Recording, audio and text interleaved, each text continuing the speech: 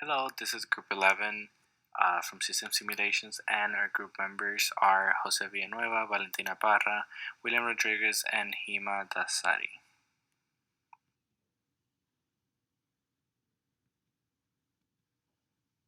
Good afternoon, everybody. My name is Hima, and today I would like to talk about the palette distributions which is shown in front of you. So, on this slide, if you look at the normal distribution and the exponential distribution, the P that we got is 2.5, 6 to E, 6 to 6, into 10 to the power of minus 0.6. And for the exponential distribution, we have P is 1.8, 742, e to the power of minus 0.4. We reject the null hypothesis in the normal distribution, and we reject the null hypothesis as well in the exponential distribution. Based on the data. For the dog distribution, we tried to fit a normal distribution. However, we can see that was unable to reject the null hypothesis. The reason why we didn't choose this one was because, as you can see in the QQ plot, there are some trends, and that made us decide to go for an empirical. On the other hand, we have exponential distribution that was also rejected by the null hypothesis. For the IL distribution, what we did first was exponential distribution, where we rejected. Then we went to the normal distribution, where we are unable to reject the null hypothesis. However, we can see in the plot that we have some trends.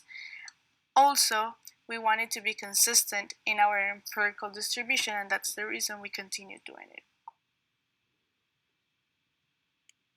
For the shipment distribution, we can see that normal and exponential distribution were rejected.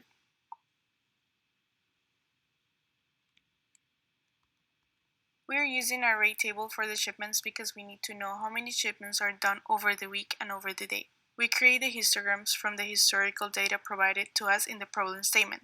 And in the video, you can see where you can find it, the rate tables on the Simio. Before we move further in explaining our simulation, we would like to introduce the four main assumptions we have made in devising the system. The first assumption is that the put-away operators and the forklifts are combined into one. These are shown as workers wearing an orange uniform. This assumption underlines our capital cost for the put-away operator being $37,000, and they have the randomly uniform speed given to the forklift according to the problem statement. Our second assumption is that we chose not to simulate a delivery truck delivering the shipments from the source to the docks. We saw this as unnecessary and that it will not affect our simulation analysis. Our third assumption is that the paths from the dock to the drop-off zone is 0. We did this to simplify our simulation by creating a single node for picking up the pallets by our put-away operators and robot pallet jacks as opposed to picking them up from each dock. The final assumption we made is that no worker or robot can pass by each other in the aisle, but they can pass each other in the horizontal paths. The problem statement made it clear that no forklift could pass by another in the aisles but did not specify the front and back path, and since many warehouses have more opening loading areas, we feel comfortable making this assumption. On the left, you will see the receivers, and on the right, wearing orange, are the put-away operators. Both of them work under the standard week work schedule, which we will go into further detail in the following slides. Both are paid at $29 an hour, which we represented as $29 per hour, idle cost rate, and usage cost rate. As stated in our assumptions, the put-away operators utilize a forklift, which has an initial cost of $37,000, represented as the capital cost per worker. On this slide, we have the robotic pallet jacks on the left and the replenishment operators on the right. The replenishment operator on the right is a worker, but they utilize a forklift, so we presented them with a forklift avatar. These operators also abide by the standard week work schedule, are paid $29 an hour, and have a desired speed according to the randomly uniform distribution given by the problem statement. The robotic pallet jacks also have properties specified by the problem statement. The initial capital cost is $150,000 entered in as the capital cost per vehicle, and the speed is given as a random per distribution. We gave the pallet an initial capacity according to a triangular distribution with a minimum of 2, a maximum of 3, and a mode of 2.5, according to the parameters given by the problem statement.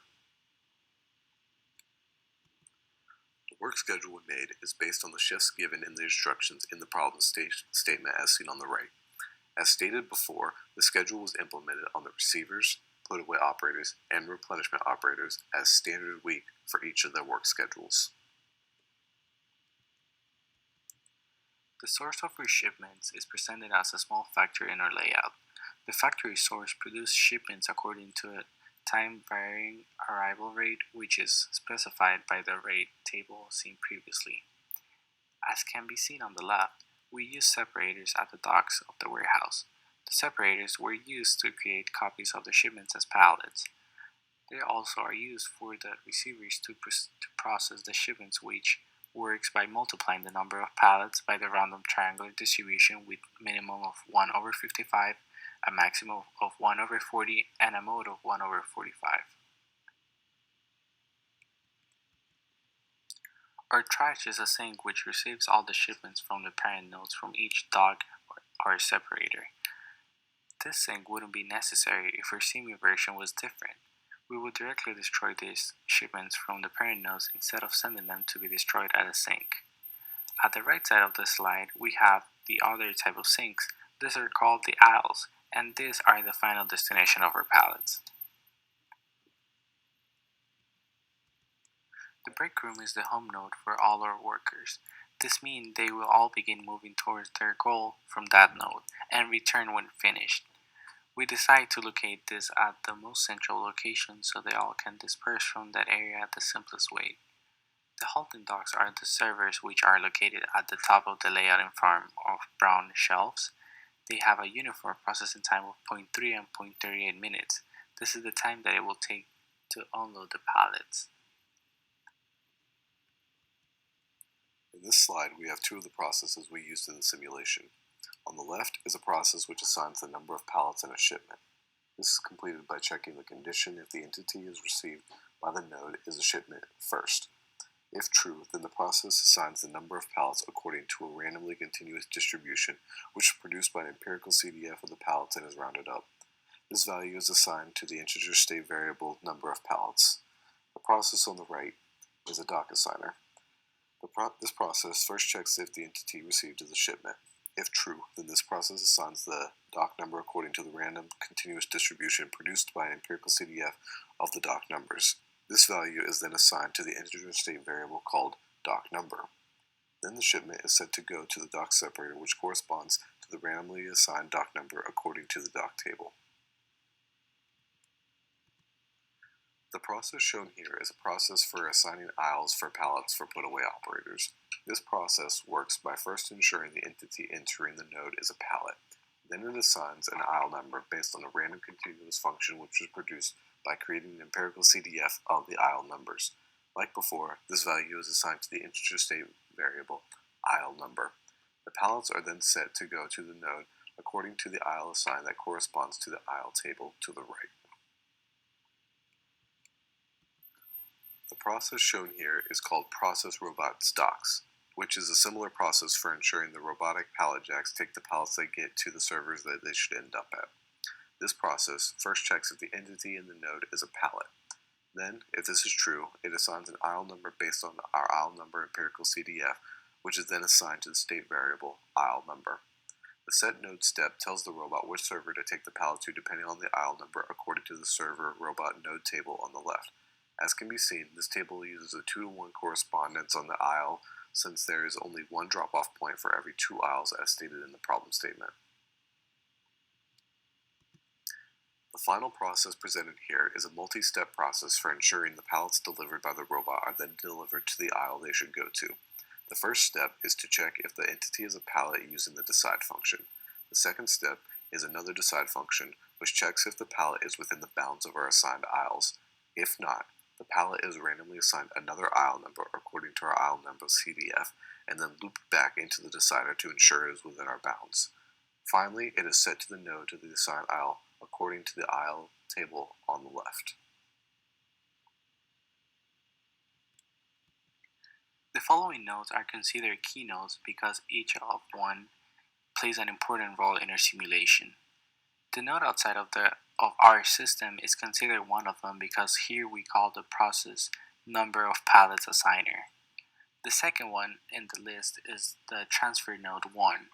This one calls the process dock assigner and sends the shipments into one of our many docks. The next one in our list are the transfer nodes number 2, 62, and 63, which will use the process called aisle assigner PAO, which it's for put away operators. Another key node is the transfer node number 64, which will use the process called process robot dock.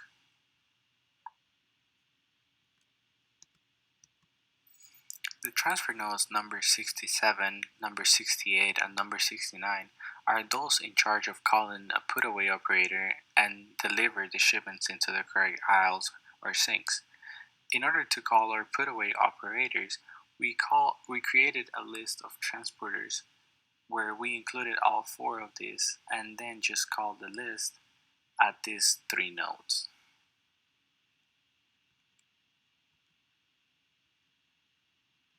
The transfer node 66 is the node designed to call the pallet jacks to transport the pallets into the servers. We're not calling the list this time because we designed the pallet jacks to be populated by 12 workers in total instead of making them one by one as with previous workers. The output at server 1, 2, 3 up to number 15 is another key node as this one assigns our shipments to be sent to the aisle sinks by using the process part 2 process robot docks. At this node, we also call the replenish operators to pick the shipments by changing the transport logic to true.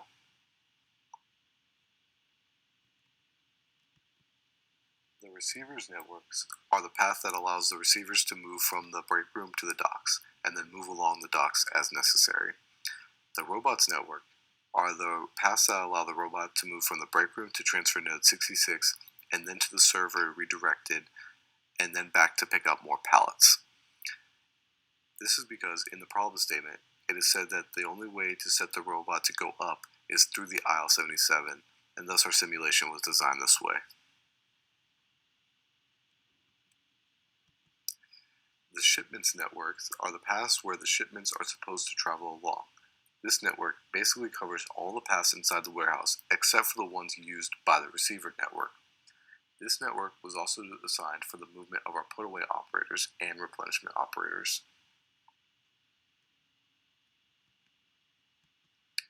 In our experiment, we ran different scenarios where we were changing the number of replenishment operators between 12 and 1 from scenario 1 to scenario 11. It came to our conclusion that scenario 5, when we have 8 replenishment operators, we have a 17.7% cost decrease, as well as a 42% increase in entities processed.